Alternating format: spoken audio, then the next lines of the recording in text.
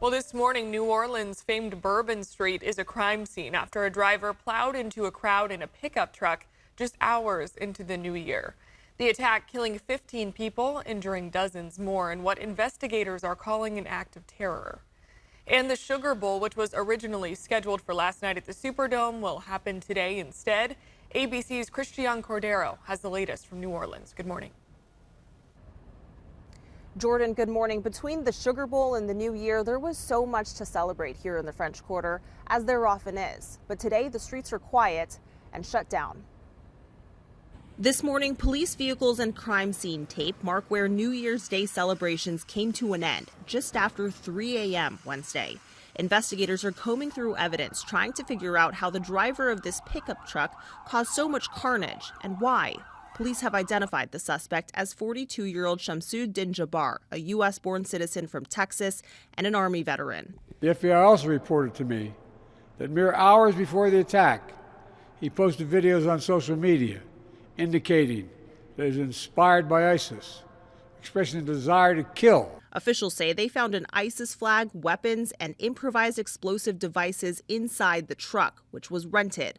They're now working to determine whether Jabbar was affiliated with any terrorist organizations. The driver drove 3 blocks before crashing, then got out and fired at police with an assault rifle, according to officials. 2 officers were injured. The suspect is now dead. Dozens of people total were injured. Among those killed, 27-year-old Nicole Perez, who leaves behind a 4-year-old son. Tiger Beck, also 27, a former Princeton football player. And 37-year-old Reggie Hunter, father of 2, in New Orleans to celebrate the new year with his cousin.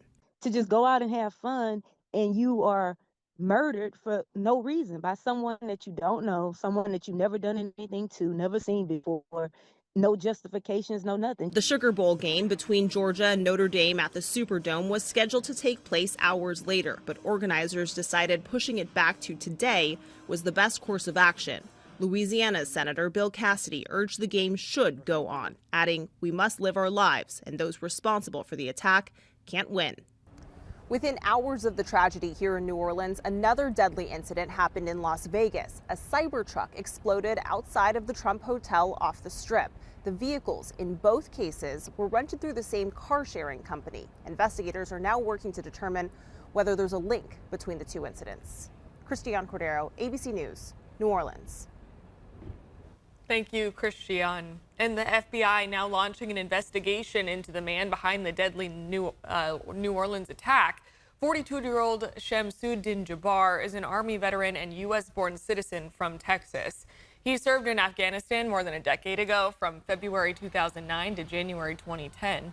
And as the investigation continues, authorities are trying to figure out if the suspect has any ties to ISIS beyond the flag that authorities recovered from the truck he was driving.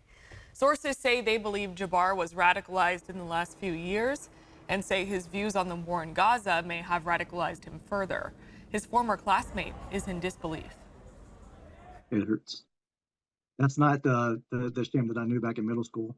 He did this and he hurt so many people. It's just hard to wrap my brain around that. Investigators are also focusing on the assault-style rifle, a handgun recovered from the scene, and multiple IEDs found in the vehicle and other places around the French Quarter.